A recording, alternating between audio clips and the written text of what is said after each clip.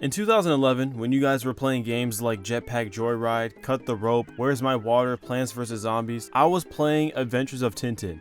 Now before you say anything, you're probably asking yourself, who the fuck is Tintin? If I'm gonna be real with you, I honestly have no idea. I searched it up and it looks like this is a comic book character that was made by Georges Remy. Yeah. Hey man, look, if I butchered that, oh, he's dead. I'm sorry. But real talk, I'm not going to sit here and act like I know exactly who Tintin is because I know nothing about him. What I do know is that in 2011, Steven Spielberg made a movie about it for absolutely no reason.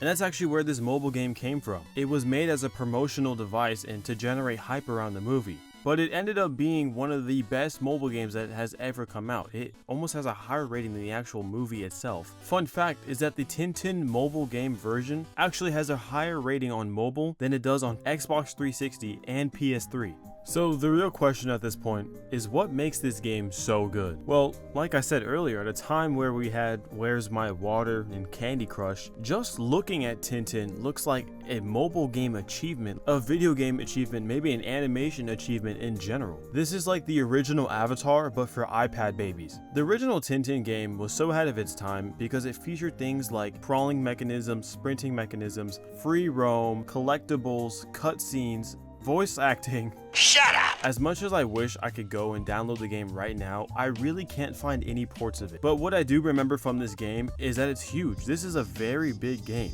I remember playing this game on my iPad.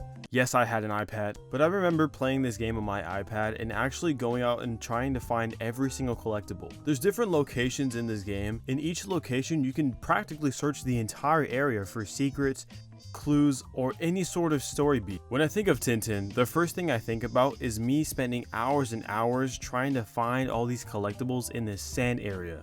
In the Tintin desert, there was a lot going on. I mentioned the collectibles earlier, but there's also multiple floors, different characters you can talk to. There are certain points in the games like you have to remember all of these different mechanics, and not in an overwhelming way, but just there's so many things to do and unique puzzles. The game really never got boring. I remember there's this chest, or multiple chests, where you have to do the spinning gem puzzle. That was extremely impressive. I remember there's this one puzzle where you have to write down these Morse code lines, and it's important to the story. And it just makes me look forward to now, and it's like some of these games can't even amount to that level of detail. There are tons of games out right now that need to take notes from Tintin. But not only is Tintin a graphical achievement, it's also fundamentally a very great story. I feel like it's structured correctly, and even games that just now come out like Star Wars Outlaws or Assassin's Creed struggle with things like that. The game starts out fun, it lets you roam around, then you might have some plot twists, some plot reveals. There's characters that give you insight and information on the game. You can roam around the game yourself and find items that give you insight.